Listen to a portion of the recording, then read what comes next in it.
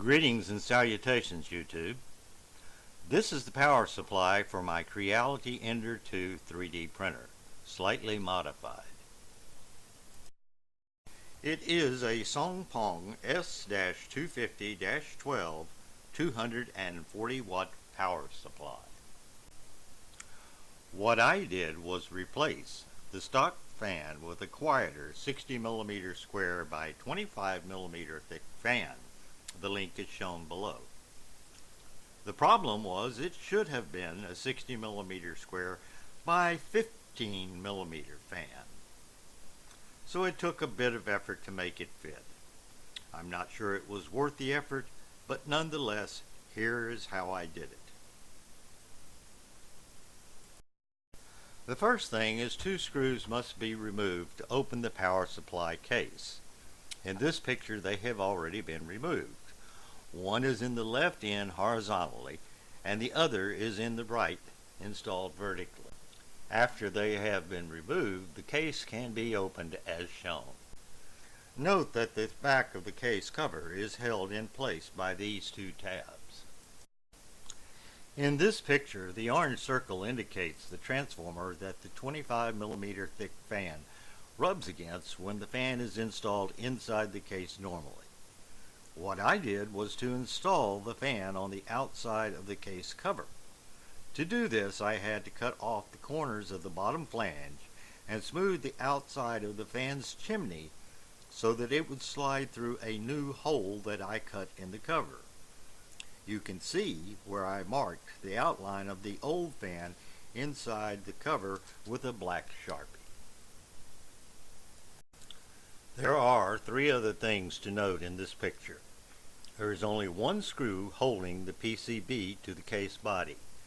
There are 2 screws that clamp ICs in place that also do double duty to keep the PCB from moving. One on the left end and a second one on the back side. The switch in the middle of the board must be set to 110 or 220 volts. Being in the US, mine is slid to the left for 110 volts. Lastly, note the fuse on the right. If your power supply quits at some point in time, then this is one of the first things. Note that with the way this power supply is constructed, all of the cooling air is drawn in through the slot over the terminal strip.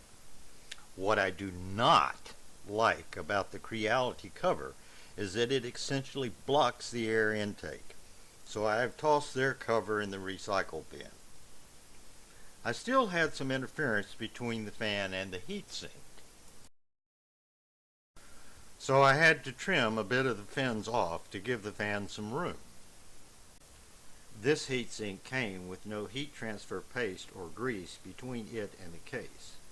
The yellow arrow in this picture points to where the paste I used has oozed out just a bit. Hopefully that will make up for cutting off some of the fins. I also had to grind off one of the flanges of the IC clamp on the far left. With all that, the 25mm fan will now fit in the space for the stock 15mm thick fan. The next problem was the fan came with a 3-pin connector and the PCB has a smaller 2-pin connector. I cut and spliced the 2 cables using the fan's red and black conductors. Now it can all be put back together again.